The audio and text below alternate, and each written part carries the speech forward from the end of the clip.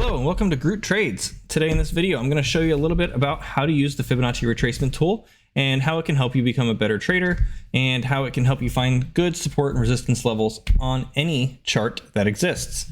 So before we get going, I just want to let you know that there are links in the description for my Discord. You can currently get 30-day free trial to come in and join us, and that's risk-free. If you don't like it, you can leave before the end of the month, and it doesn't cost you anything.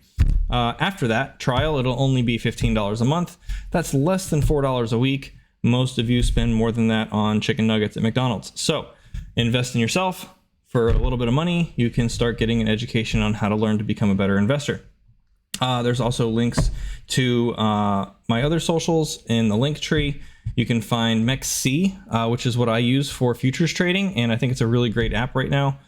You can use the link in the description to also get 10% off of your trading fees, which is a very good thing as well. So if you're interested in that, go ahead and check it out. So let's get going. The Fibonacci Retracement Tool, what is it? Well, Fibonacci sequence is simply a sequence of numbers that was found by Leonardo Fibonacci hundreds of years ago. And ever since, it's fascinated me since I've learned about it, how everything in the universe, well, I don't want to say everything, a lot of things in the universe follow this pattern, from the shape of our galaxy to hurricanes to your hand here. You know, the way that the human face is structured out in a Fibonacci pattern. It's really neat. And you can Google these things and go down quite the rabbit hole. But pine cones and pineapples and certain flowers and trees and all these things in life, or non-organic as well, follow this pattern. And so it's also, in my opinion, true that human behavior follows this pattern. Since charts are nothing but humans buying and selling something, then a chart is nothing but a graph showing you what human behavior is doing. And we can use the Fibonacci sequence to map that human behavior and use it as somewhat of a predictive tool. And this is why it's beneficial to trading. So to get started, what you'll want to do is come up here and click this button here in Trading View. And if you don't have Trading View yet, you can get a 30-day free trial to the Pro plan by using another one of the links in my description. So check that out if you don't have it. Here's the Fib tool. We're going to click on that once. Now, when you're going to set this, there's only two rules you have to follow. If you're going to measure an uptrend, then you want to start at the bottom down here and measure to the top. Now, some people are like, well, I don't know where to start my fibs. Well, what I do is I pick the very first candle that starts the uptrend. And so here would be probably that one, right? And so I just want to go to the bottom of that one. And I want to drag my fib tool up to the very top, which would be this point right here. And then when I zoom out, I have these support and resistance lines. Now, this is a very, very big chart. This is the SPY, which is the S&P 500 ETF. And you can see here that these lines are reacted to. Almost every single one of them. Actually, every single one of them has a reaction of some sort. We're currently finding support on the 0.382 since the COVID fall back in March of 2020. If I measure to my all-time high, you can see this is the current support, right? And we've kind of gotten through this 236 resistance. Now, there's a couple things to keep in mind when you're using a Fibonacci tool. You should not use it to just jump in a trade when things are falling to the support. Sure, you might be able to catch like a short-term scalp or bounce when it hits that line, but you don't want to just bank on that being the support, because when things are falling, they can just continue to fall. You want to confirm the support at one of these levels first. So we may be confirming support here, for example, where we kind of came down and found support and bounced, and now we've come back down again and really hit it. And if we zoom in, we can see that we wicked down below that line. And now we've come back up again. And so this is looking like nice support. We also can use things like trend lines and 821 EMA indicators, which is in my previous video. You can see that one, which I use quite exclusively. And the reason we use the 821, by the way, is because 8 and 21 are also Fibonacci numbers. And because human behavior follows a Fibonacci pattern, these work really well. So we can also draw trend lines. So for example, if I just use my trend line tool here, and draw a trend line down and just kind of like, make it line up with all the points. Well, look at that. We're right at the downtrend. So in order for SPY to become bullish again, it needs to break that trend. And if it does, then I would expect a retest back down, something along those lines, and I want to see it hold that spot. It can break up above it and fall back down below again, but I digress. Let's get back into Fibonacci retracement. So there are a couple key levels. We have the 0.5, which might be one of the most important, okay? This is a 50% off sale. So if something is down here and then it comes all the way up and then retraces back down to the 0.5, then that means it's 50% less than what it was at its high from the low. Typically, people see a 50% off sale in a store and they jump on it. You might even buy 2 of them, right? It's a really good deal. And so that's why a lot of times when you have a 50% retracement, you see a big move bouncing off of that level. Now, remember we drew this uptrend, right? So that's because we draw from the bottom to the top. Now, if you're going to draw a downtrend, you want to draw from the top to the bottom. Okay, so let's just assume this is our bottom. We'll look at what we're hitting right now. We're hitting the 0.5. So this is going to be another big resistance. You can zoom in here and you can see that not more than a day ago, the SPY hit that level perfectly. I mean, it wicked up above it, but ultimately it's still closed below, and you can see where the body of the candle opened and where it closed. It's very precise. Like this, it's not just like kind of sort of close. Sometimes it's like very accurate, sometimes to like the dollar. Which is why I love this tool so much. And the more you practice and use this tool with different trends and different situations, the more you will become better at understanding when it's a good time to just wait, you know, when it's a good time to try to buy, and where you can keep stop losses, where your take profits are going to be. So for example, if I see something close up over this 0.5 here, maybe next week, well, then I can try to take a long on SPY that it's breaking that downtrend we previously drew, breaking the 0.5. We could use other indicators as well, like moving averages. You can see we have the 200-day moving average here, where all the previous times it's rejected it here, went over a little bit here, but ultimately rejected it. And now we got over it. We've closed 2 candles now over that 200 MA. We got the resistance at the 0.5 and that downtrend that we drew. So this is a big spot. If I see something close up over this, I can now be more confident taking a long on this position. And even if it doesn't work out, I know where I need to put my stop loss. And it's going to probably be somewhere around this 200 moving average, right? Or just shy of it, right? I also have my EMAs, which you can see in the previous video that I made about how to use the 821 EMA strategy. So I definitely recommend looking into that. But we can use these as supports on maybe a places to put stop losses, or if we get a retracement, maybe we want to try to buy for the breakout down here. The goal is to not just blindly start throwing your money at stuff. The goal is to have an accurate depiction of what the market is doing based on human behavior, and we no longer want to concentrate on what the price of anything is. The price doesn't matter, okay? What matters is the behavior, because if people don't want this, then my indicators are going to tell me they don't want it. And if they don't want it, I don't want it either, right? It doesn't make sense to buy something that nobody wants. The only way I'm going to make money is if I buy something before people want it, and then they want it, and then I can sell it at higher price later on. That's the goal. Price doesn't matter. Behavior is what matters. So just remember that. So back to the tool and the different levels. Now, if we draw a downtrend like we did here, just remember we draw from the top to the bottom.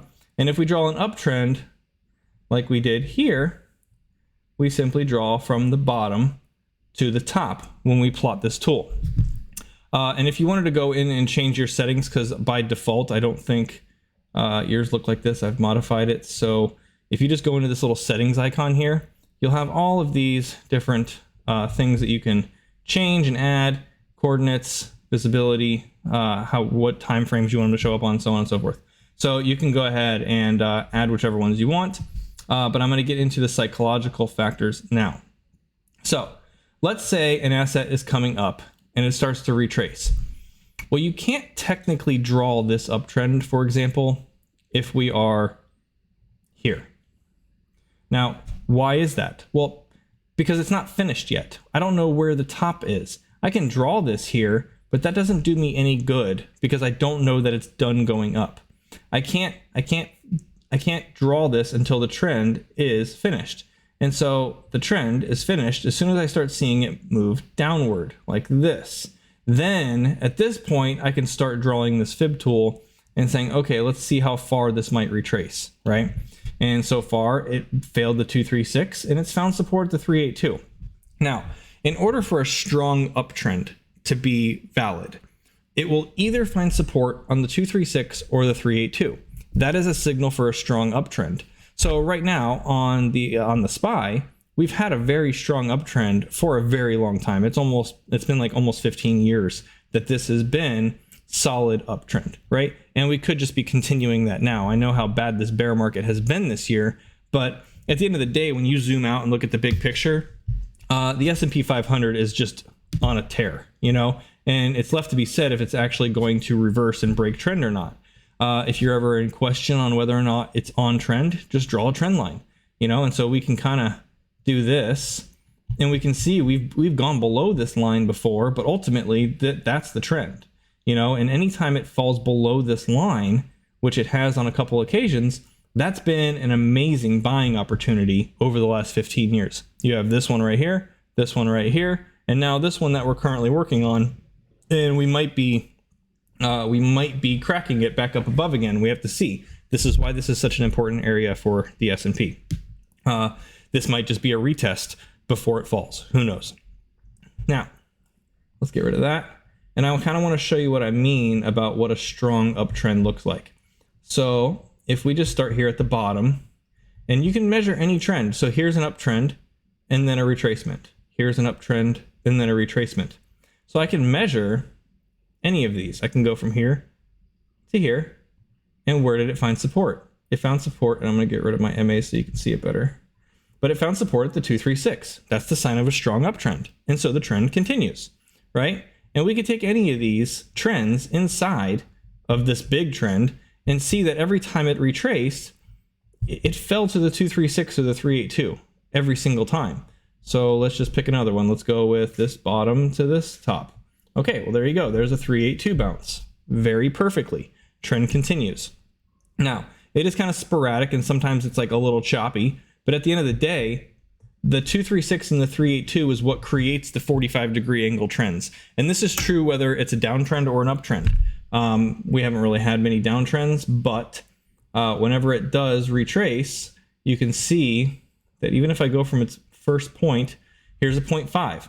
And then we came up, and so this was kind of a bear market where everything was sideways. So this wasn't an uptrend, and you can see it wasn't an uptrend because it's finding support at the 0.5, down into what we call the golden pocket down here, which is a big buying opportunity in bull markets, and it continues to go higher after that. So it's yet to be seen whether or not we're actually going to break this big 15-year long uptrend. But right now, it's kind of, my motto is like, don't fix it if it's not broken, right? Like we just have a very nice pullback, and this might be one of the best buying opportunities we might come across for the next few years. Who knows? Right now, it's looking like it's finding support and might break the downtrend. I need a little more confirmation to understand if that's actually going to be true or not. So over the next couple of weeks, I'm going to be monitoring that. And if you want the updates on all of that stuff, I recommend getting into the Discord. So let's go into some more levels that are important. And I'm just drawing this to show you the levels. Now, we can see just from the bottom to the top here, from all the way down in 2009, we've reacted to all these levels too. As it comes up through all of these, it's finding support on them. It's really fascinating. But if it gets back below the 382, because these are your strong trend indicators, right? If it fails the 382, well, then that means that the trend has broken, okay? And we need to make a new trend. Now, if it fails the 0.5, this is the golden pocket. And the 0.618, between the 0.618 and the 0.5 and the 0.71, this whole zone down here are typically very good discounts. This is the discounted zone, and this is where you want to buy things. Now, when I say that, I mean for blue chip companies, stock markets, forex trading, right? If we're talking about some obscure token like, I don't know, Drip Network, whatever, which by the way is almost at $1, and I predicted that was going to happen when it was at like $8 because it's just a crap project. You don't want to try to buy stuff like that in the golden pocket. That's usually just going to fail. I'm talking about legitimate companies, maybe the top 10 in crypto. You can expect to find those kinds of bounces to be worthwhile buying when things retrace down into this golden pocket. Now, if it fails the golden pocket, right? If we fail this level and we get down into these levels down here, which is what I call fear and panic, okay? This is the fear and panic zone. And if things get down in here, you don't want to touch it. You want to just wait and see what happens, because if it fails this level, then it's going to tank and it's going to be very, very hard for it to recover if it ever does, okay? And I see a lot of failed crypto projects. They bounce around in the golden pocket for a little bit and then they fail this zone here and then it's just game over forever. Meanwhile, people who don't know that continue to try to buy it like it's going to recover one day, and you just end up losing all your money. So now these levels are this way when you're measuring an uptrend and things are going to retrace. But it's the same way if you're drawing a downtrend, except all of the psychological and emotional aspects of it are reversed. So I'm going to go to the Dow Jones just to show you an example of this. And I like using the Dow Jones chart because there is over 130, there's like 130 years of history here that we can backtest and practice strategies on in order to try to map out human behavior. So it's really kind of fun. So what I'm going to do is I'm going to go back to like the 1930s here. And this was the Great Depression. So this was probably the worst time America has ever faced in any sort of market or economic uncertainty. And to show you how bad it was, let's see what the Great Depression did. This was a almost 90% fall from the top in a matter of 3 years. That's insane for a stock market. Today, we would never expect a 90% drop in the stock market. We might expect that in crypto, but back then, this was a big deal. But we can do the same thing. So let's go ahead and just measure from our beginning. And we're going to measure the uptrend. So remember, you're going to measure from the bottom to the top.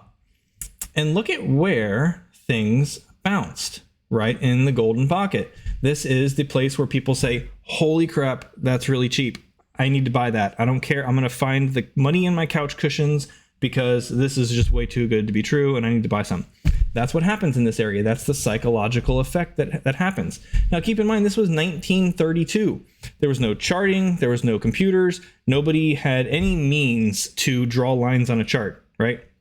So all of you people out there who say that technical analysis is just self-fulfilling prophecy, help me explain this to me, because this is clearly bouncing at an area where psychologically human beings can't help themselves, okay? And it gets bought up and it comes back up and it tests all these lines. Why? Because human behavior follows a Fibonacci pattern. Now, just like I can draw this uptrend and see it come down here and get bought up in the golden pocket where people say, wow, that's really cheap. I can also draw this downtrend, and I'm going to show you what happens up in reverse. So if I draw this downtrend from the top to the bottom, where does it sell off the first time? Well, look at that, in the golden pocket. Why? Because now we're drawing a downtrend, and now the psychology is reversed. Now it's, holy crap, that's really expensive. I need to sell. All right, this is like an apex that happens. It's like a conjunction where all of the people who bought back here, who did not get a chance to sell here and endured all of this pain, now found themselves in a position where they can finally make money and take profits, right? They've been waiting a really long time and they're like, that's it. I'm going to take my profits here and get out while I can, right? You also have anybody who is fortunate enough to buy this dip down here. And then it comes up and they saw their profits very quickly. And they're like, well, crap, I made a lot of money in a very short period of time. I'm just going to take my profits here because this is amazing, right? And so this is where human behavior just comes to a crossroads, is this golden pocket, whether it's coming back up or going back down. Now, what ends up happening is we fall from there, we find support at the 382, and we come back into the golden pocket again, okay? This is what you want to see for a market reversal. Okay, when you're measuring a downtrend and things come up and find the golden pocket, they will sell off the first time, almost 95% of the time. It's very rare to see a straight V-shaped recovery, similar to what we saw with COVID. That's not normal. This is what will happen 95% of the time. And it happens with crypto on every single cycle as well. I'm not going to get into that today, but again, my Discord's just a wealth of information. I hope to see some of you there. So we find support in the golden pocket for the second time, and look at how long it stayed finding support here. Then it's finally able to leave the golden pocket and get up into this blue area. Now, when we drew this uptrend here, you saw that this was the golden pocket, and we dipped very close to the blue area. And in hindsight, if we broke this golden pocket area and fell down into this blue area where fear and panic can kick in really quickly, it could have been the end of America financially. In hindsight, we came very close to like financial ruin. That's how bad the Great Depression was. But you know, luckily enough people thought this was a good deal and bought it up. Right? And keep in mind, all they had was the newspaper to look at in the morning. They woke up one morning, looked at the newspaper, saw the price, and they reacted emotionally to that price. And these levels can paint the picture of what those emotions were, right? So just like if it fell below here, it was fear and panic. Well, because now we're drawing a downtrend, right? Here, now it's the opposite emotion. We get out of the golden pocket, we get through the blue level, which is now greed and FOMO. This is where euphoria kicks in, and we just see this thing catapult up into a huge uptrend and see very, very good gains. Okay. And so that's the psychology behind this. You have 0.5, which is kind of just a 50% off sale or 50% increase from whatever trend you're drawing. You have the 382 and the 236, which is just where things will find support or resistance if the trend is going to be a strong trend, whether it's an uptrend or a downtrend. You have the golden pocket, which if it's retracing back down to a golden pocket, it's wow, that's really cheap. If it's retracing back up to a golden pocket, then wow, that's really expensive and it sells off the first time. And then you have the blue areas where if it's coming down to a blue area, it's like, be really careful, fear and panic. If it's coming back up to a blue level, this is where you might want to start dollar cost averaging in, because this is where things will start taking off. And that is really the gist of how to use the Fibonacci retracement tool. It's very, very good at finding the human emotion involved in the market. I make most of my money based on the human emotion in the market. I can see what's happening, kind of like having an eagle eye view of the market. While being able to take my own emotions out of it, I still want to know what the emotion of the market is. And that's what kind of starts to give you an edge. Now, this isn't something that you're going to like learn right now and overnight just be this amazing trader. It takes a long time to watch the markets, get an idea of how they move, practice trading with paper money, whether you're doing stocks or options or crypto. I have links to all of those things if you're interested in getting started for stocks, options, and crypto. I would love to see everybody succeed and learn and educate themselves and learn how to do this for themselves. Stop relying on people on Twitter or Facebook or whatever it is that whoever your guru is. Like, I don't even want to be your guru. I just want you to learn this so you could do it yourself. Because it's a fascinating thing. Technical analysis has been around for over 100 years. It's not going away. It's not going to rug you. It's amazing. So I hope to see you all in the DeFi Dojo Discord. If you like this video, please like it and subscribe to my channel. I'm going to be making more videos soon. And have a great day. Thank you so much. Remember, 30 days free in the Discord. Come on in. The water's nice. I'm Groot. Have a good day.